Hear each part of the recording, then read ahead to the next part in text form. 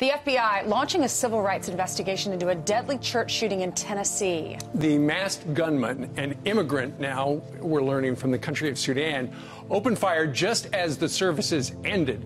An armed usher now being hailed as a hero because he stopped him. And when this happened, Jillian Milley went quickly down there to Tennessee, Antioch, Tennessee. Hey, Jillian.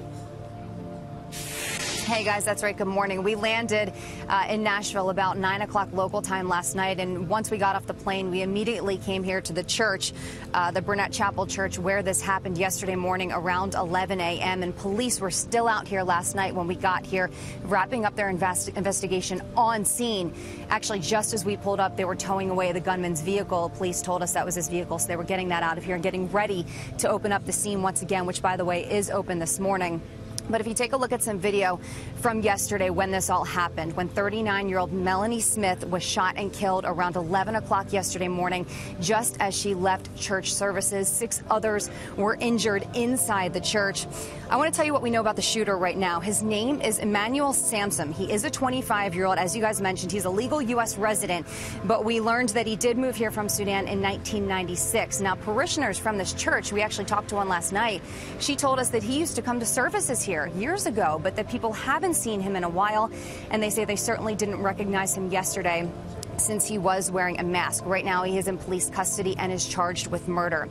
Out of this tragedy, we are already hearing stories of heroism. 2 people, to be exact. Number one, the pastor, the woman we were talking to last night on the scene. She was in the church when this happened. She told me that the pastor saved her life. She said once the gunman came into the church, the pastor shouted, "Run, everybody, get out of here." He yelled just to make sure everybody knew what was going on. Try and clear as many people out as possible.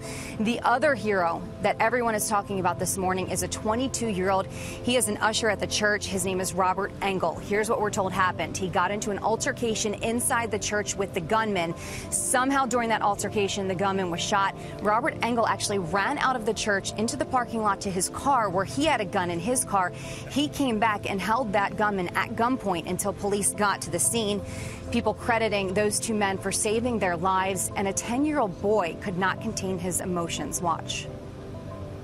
Just heard like 3 gunshots, and the little girl shut the door, and I heard somebody say, "Get down." When I realized they were alive, I just started like pouring out crying. And that's like, I know I'm 10 and I'm supposed to be tough, but I just couldn't hold it in. Tough to hear from such a young person who witnessed this tragedy. By the way, the FBI has opened a civil rights investigation. Guys. All right. Jillian, we thank you very much.